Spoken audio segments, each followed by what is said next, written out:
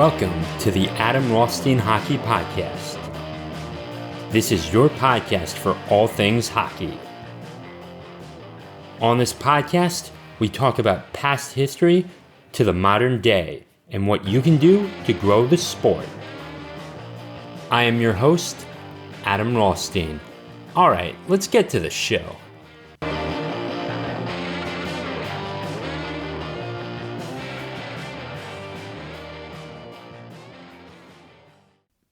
And welcome in to the Adam Rothstein Hockey Podcast. This is episode 54.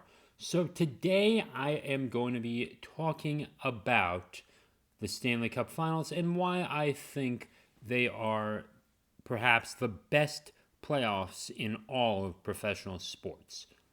So what makes the Stanley Cup playoffs so great is that you have 8 teams across 2 conferences, right? So you essentially have about half the NHL coming in to the conferences, and it gives all the teams a chance, right? And what makes this special is that it occurs during the same time as the NBA Finals, and I do always enjoy seeing that as well just compete as well. So when it comes to the bracket, you'll always have your expected teams get in there. Boston is going to probably get in there as well. So you got that. And so you have that. So you also have each series has to be won is a best of 7. It's not like in baseball, oh yeah, we have a best of 5 series or something, or something like that, or we have a 1-game playoff to get in there, or for a wild card game or something, and we don't have that stupid play-in tournament when it comes down to it. So you start off with 16 teams, right? You start off with 16 teams in the NHL. Now, again, the NHL has 32 teams, and the NBA has only 30. The MLB also has 30, and the NFL has 32. But what makes it work is that it has 7 games, and that you must beat each team 4 times, not necessarily in a row, but you need to win those 4 games in order to prove yourself. And that is, you need to win at least 16 games. Well, you must win 16 games if you want to win the Stanley Cup Finals before you lose 4 games in a series. That's the objective. And honestly, sometimes it can come down and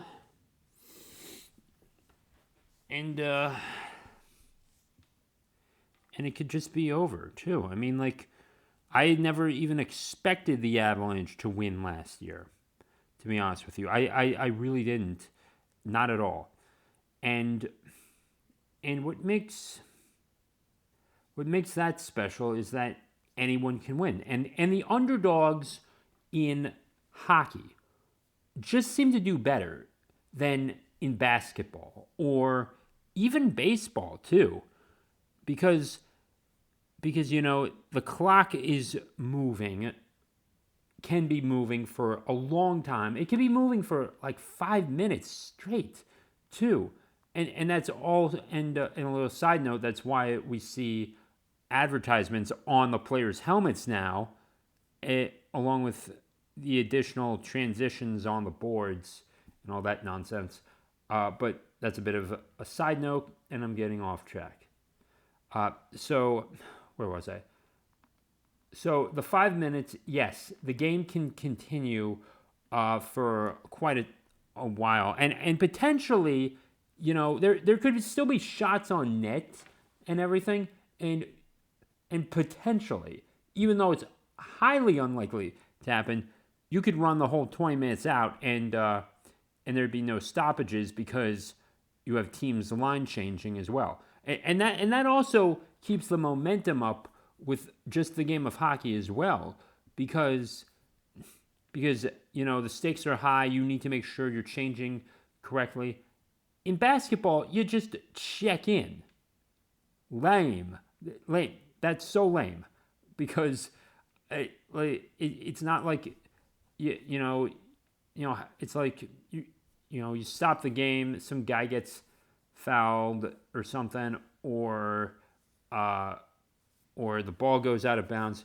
And there's also more stoppages in football and basketball anyway, structurally. And baseball, there are so many stoppages. It's like the guy steps out of the box and he has to take a swing and everything, or he just needs to adjust his batting gloves or something, or the pitcher just constantly waves off his catcher, and he's like, no, I don't like that sign. Give me something else. In hockey, you have to go all the time until there's either a goal scored, the puck goes out of play, or the goalie makes a save and stops the game on as well, and the ref blows the whistle. Those are really the only 3 times, or unless there's really a major penalty or something. So that's that's 4 times. Penalties, puck goes out of play, goalie stops, or a goal is scored, or they go under review or anything. Or I guess they go under review to challenge calls, which is fair. I mean, everyone's challenging calls now, even in baseball now too, which is kind of deteriorates the purism of the game of baseball. Hockey.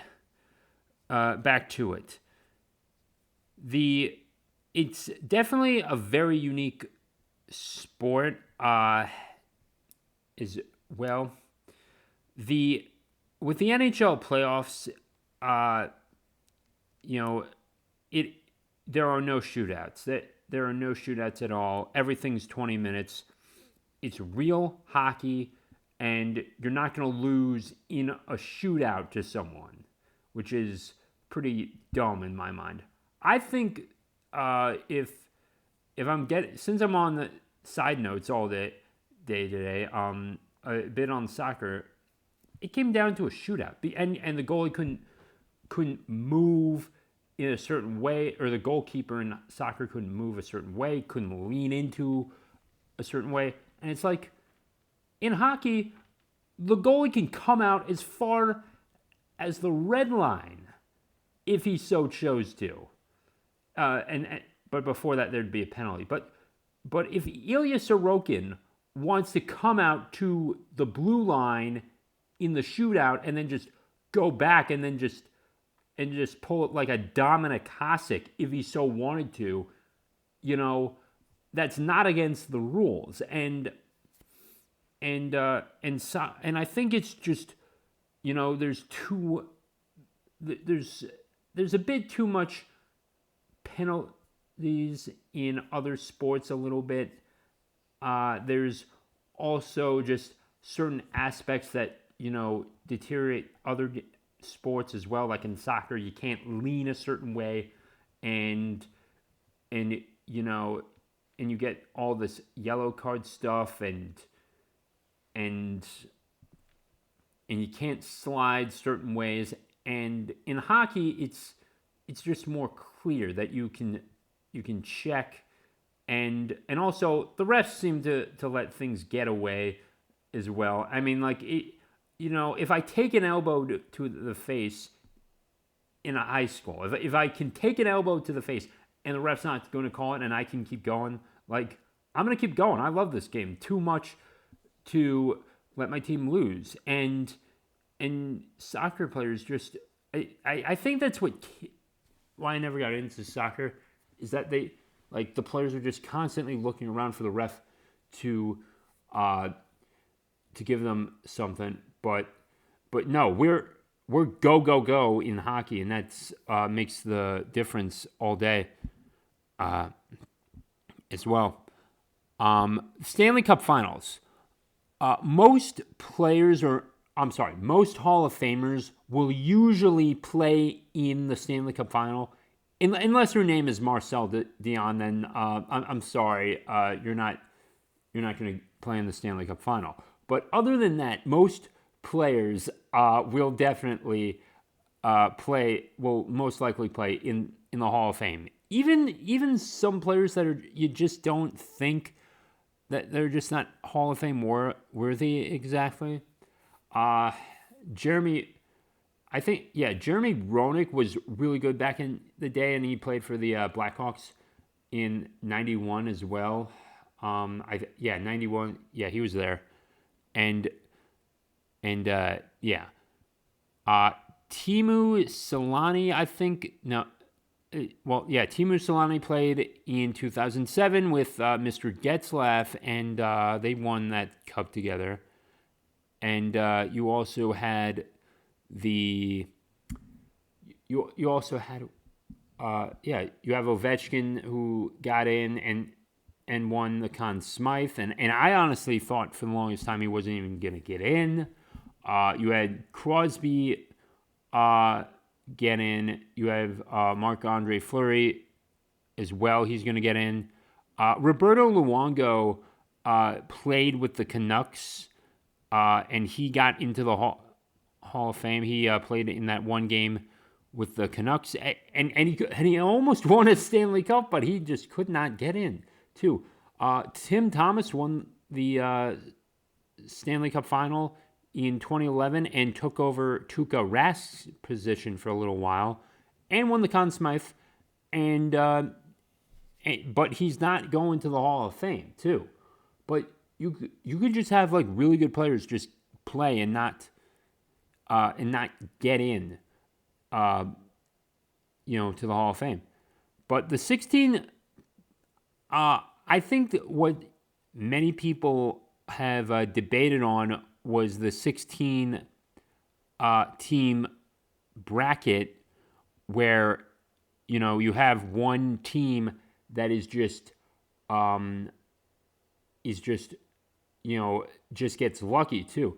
But then again, I mean, this is an underdog favored sport if you think about it, because underdogs tend to do better in hockey than any other sport, and it could just be that they're on the puck that night. They're hard. They're checking hard. They have that one break that just it hits a piece of ice and it's just in the back, and Andrei Vasilevsky just doesn't have the mustard that night or whatever. So a million things can still happen too.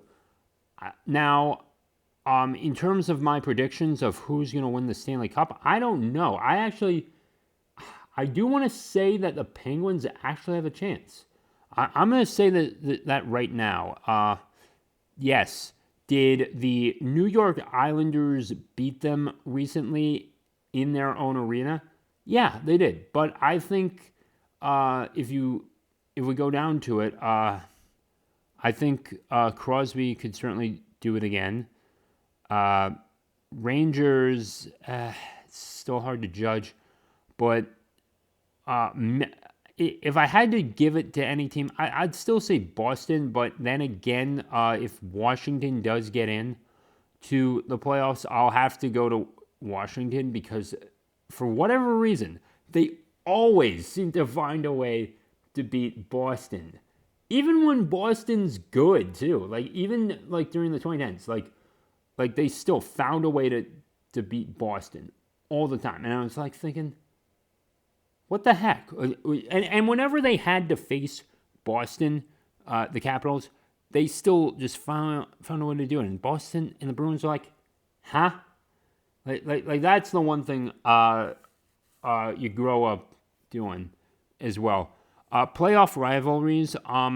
Nothing was like there was nothing like watching the Penguins and the Capitals, even being on the receiving end of a Caps fan. That 2009 playoff run, like that was probably some of the best moments we saw Sidney Crosby and Ovechkin, and it really and we saw a natural playoff rivalry come out of it too, and I do think forcing the playoff rivalries in the NHL or any other professional sports organization, it just waters down the product. These things happen naturally. Did anyone think in like 1972 that we would have the Lakers and the Celtics as championship rivals? No one thought that. But it happened anyway, and these rivalries just built up. Babe Ruth was traded to the Yankees, and he definitely, and the whole Yankee Red Sox rivalry just took off from there, and that was just natural as well, or just more unexpected as well. But he still managed to do his thing there, and I think. And Boston fans were mad at the Yankees for taking their ace. So, sometimes rivalries occur like that. In hockey, I'm trying to think. The one aspect, I think the Blues and the Bruins seem to be, not exactly longtime rivals, but I think, in like 70 and 72, and then the Blues eventually get back in 2019 and beat the Bruins. That it certainly does play a role in like that rivalry, and the city of St. Louis and Boston, played against each other, whether it was the St. Louis Hawks, the former NBA team, or and the Cardinals. Obviously, the Cardinals and the Red Sox, that happened so many times in the 2000s. It did help them become those that develop into the rivalry as well. The St. Louis Rams defeated Brady, I believe, once in the 2000s as well, and St. Louis hasn't had an NBA team for quite some time, but still they faced the Celtics back in the glory days. So that just happened naturally too, and yes, the circumstances were there that they were both at one point Big Four cities when they had all four teams at one point. I believe at one point they actually did at some point, or they had a football team with the St. Louis Cardinals, the football team. But yeah, but these things should happen naturally. When Seattle comes in and gets really good, when they do, the Canucks could be their rivals, the Ducks could be their rivals. Maybe they could do something against the Flames, or even the Kings, or maybe the Golden Knights will be their rivals in the playoffs, or if God help us,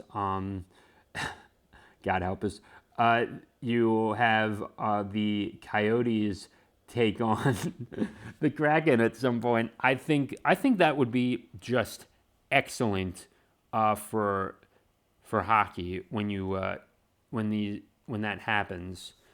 No one thought the Avalanche and the Red Wings would be rivalries, but all throughout the 90s, they somehow became rivals during that time, and it was, great hockey. You had Steve Yzerman going up against Joe Sakic and Alex Tanguay and Jason Arnott and Fedorov facing off, just being on the same line as Yzerman.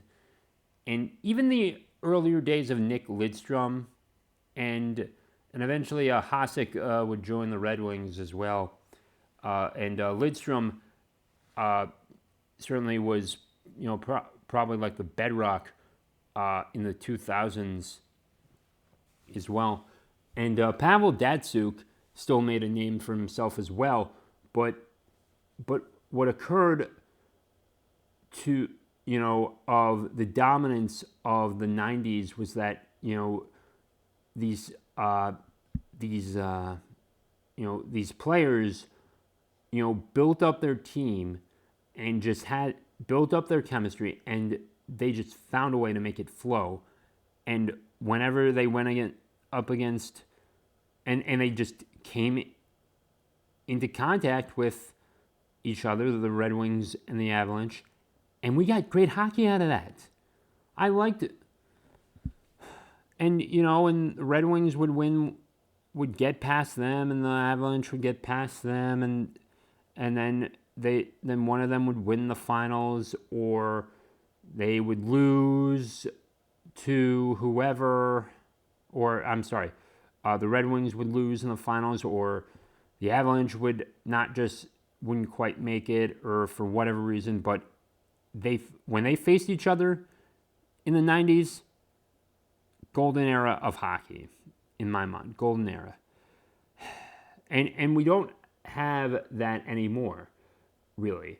And you have the natural standard season rivalries with Philadelphia and Pittsburgh, but that's sort of more of a given because they are in the state. But the playoff rivalries as well certainly have helped grow the sport. The Penguins facing off against the Red Wings for a little bit certainly was interesting. Those first two times in 08 and 09, Crosby could have, and then Crosby could have won it in 08, but I mean, it could still come down to those last few seconds too, and that it could take the best element of, let's say, basketball and also exclude the worst, which is just like, the dribbling out the clock and everything. That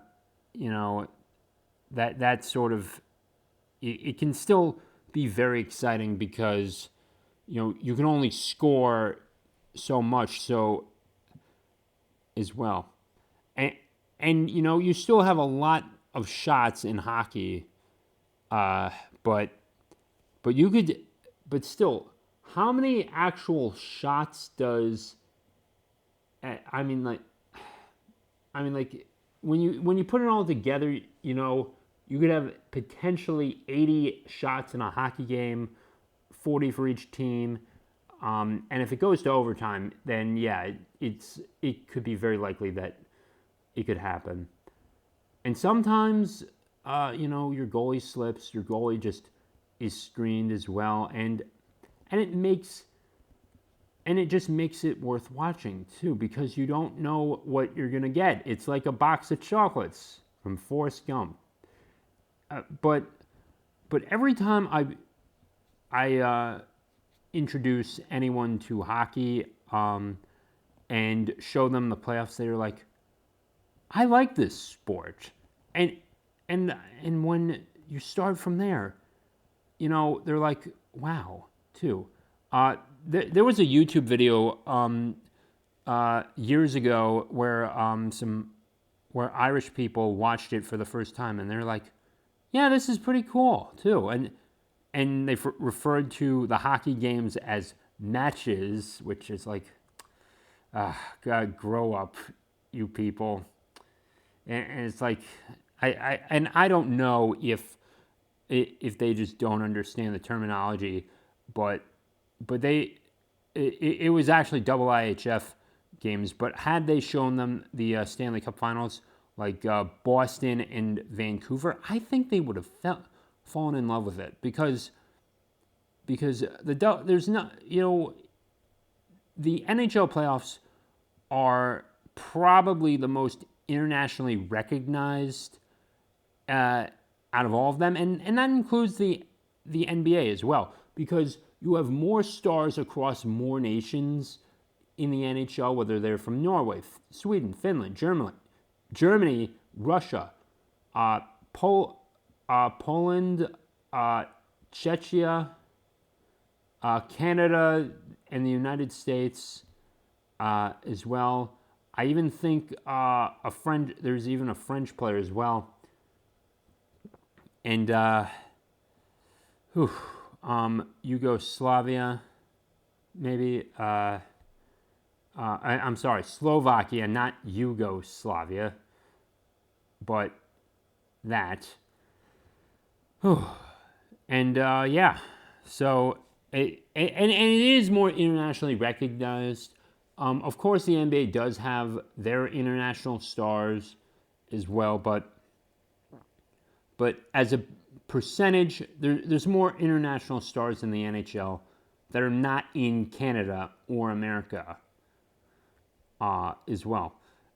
And guess what? They brought, there's more games broadcasted of the NHL during the playoffs than there are of the NBA during their playoffs across the globe, because hockey just works, and you have nearly 1 billion fans across the globe of this beautiful game, and they tune in to the NHL, which is the Premier League of the best players. And when they have the playoffs, guess what? You probably have an international star or two on your first line, or your first D pairing, or your second line, and that's what makes the NHL playoffs great. So I hope you got something out of this. Please let me know what you think of this. Please rate this podcast 5 stars on Spotify, Apple, or wherever you get this podcast. Write a little review, and share the show with a friend as well. And if you like more, if you like this stuff that I say, you'll love my newsletter. Sign up at rothsteina.substack.com.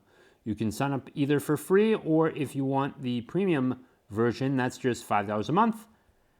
And with that being said, I will talk to you all in the next episode. Peace out.